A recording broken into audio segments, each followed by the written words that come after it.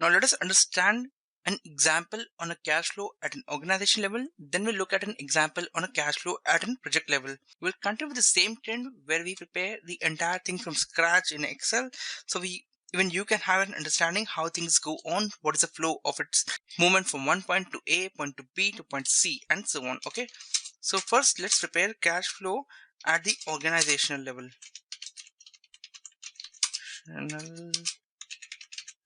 Okay. So let's say in the books of ABC Inc. We'll say statement of cash flow. So we need particulars, we need amount which will be in dollars, and so on. Okay, let me just make this whole thing at a proper level first of all. Okay, 12 seems to be a good enough option now. The first thing is cash flow from operating activities. Okay, this will be a first activity. As you defined, cash flow statements is broken down into three components, or cash flow generating activities are classified into three activities: operating, investing, and financing. We'll begin with the operating section first. Okay, what can be the first? We'll look at what can be the inflows from a cash flow from operating activities. Okay, so let us say collection from debtors, the most common one. Okay, I just remove the bold. You can say collection from your debtors. Might be, let's say, around $20,000. And also we'll put this statement of cash flow for the month of March 2018.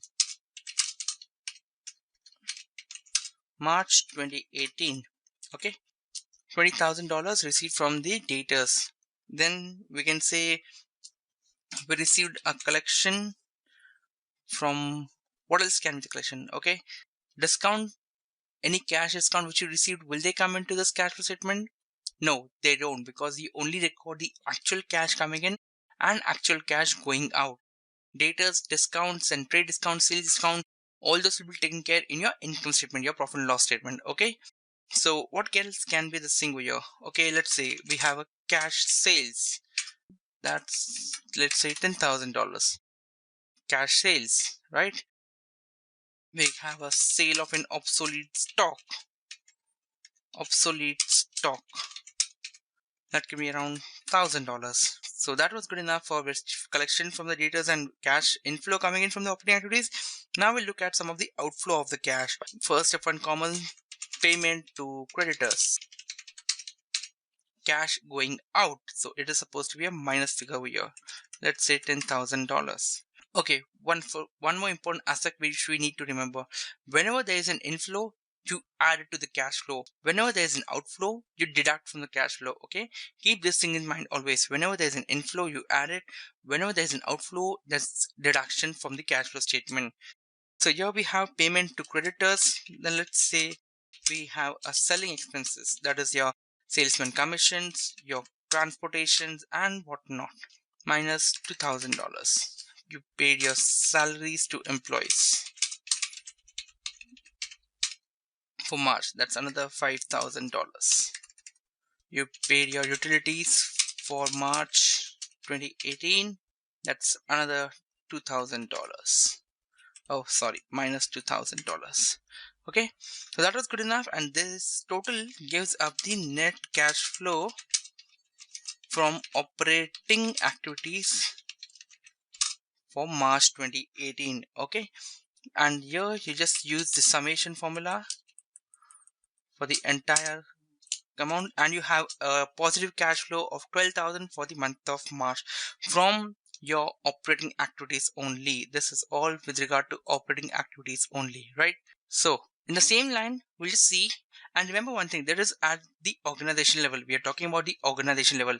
The project wise cash flow will be much more condensed, much more shorter in size and transactions and volume, but it's better to know first of all the big picture, then cut out and customize a small picture according to the requirement. Okay, so here now we'll move to see how the cash flow from investing activities work, and for that we'll use the same template from the operating activities.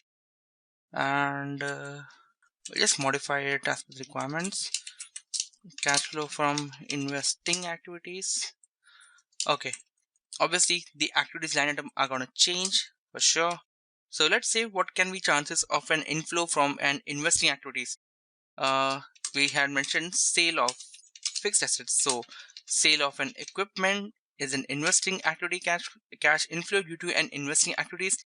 Let's say we sold the equipment for 50,000 bucks. We can say we purchased an equipment in place of the old one. Purchase of a new equipment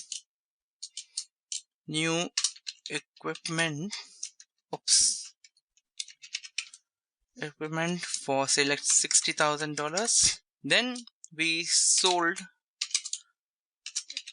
investment in shares of XYZ company for let's say around $20,000.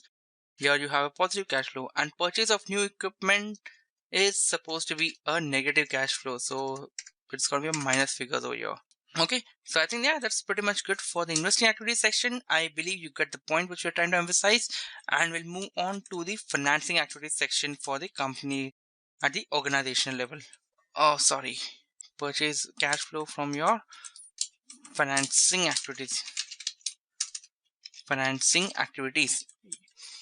Here, what can be a financing activities? Come on, let's try to think it together. We paid a dividend on outstanding shares, so that's cash outflow due to the in financing activities. Because you have the shares, you are liable for paying dividends, and that's why it's a financing activities outflow. We bought back a shares, buyback of shares, because we had an exist surplus cash. Buyback of shares, well, let's say even that's an outflow because you have to pay the cash to get the shares, another $5,000. We can say we issued bonds to raise capital for a new machinery, for purchase, for expansion of activities, or any other reason, but just issued bonds for let's say $30,000. But issue of bonds is where company is getting the money in. Okay, they are utilizing the cash, so that's another $30,000, and that's a positive cash flow. Yeah, I think that's good enough to go now, and believe we can put a conclusion to our cash flow statement, ending statement. So with this, we need to be analyzing what is the ending cash balance for the month of March. So before that, we need to know what is the net cash flow. Okay, that's it. Net cash flow for March 2018. That is gonna be,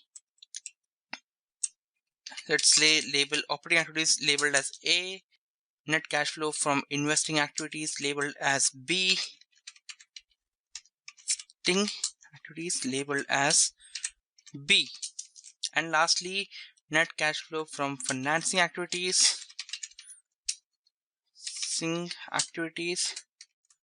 labeled as C. Oh yeah, the C is gonna be hectic, or it will pull up the copyright mark symbol, so just keep it simple, C.